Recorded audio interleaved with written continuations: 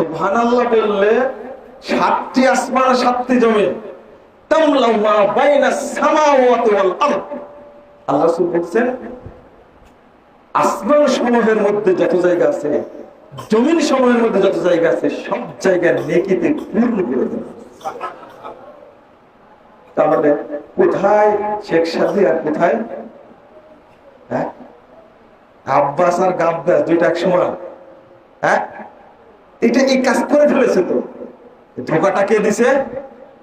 শয়তান। মাশাআল্লাহ। আল্লাহ বলছেন যখরুফাল কওল গুরুরা, খুব দারুণ দারুণ মজাদার মজাদার কথা বলবে, বলে ধোকা দিবে। আমাদের ধোকা দিচ্ছে।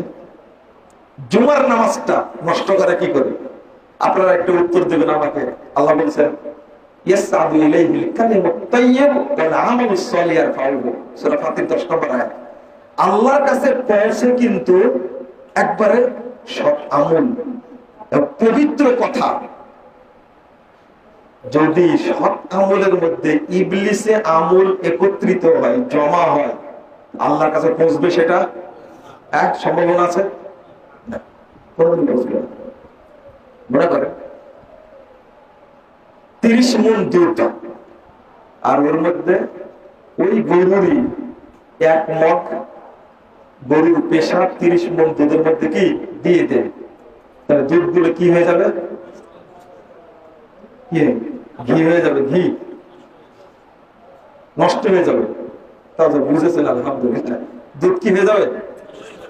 ইবলিস এই কাজটাই করে। ইবলিস এই কাজটাই করে।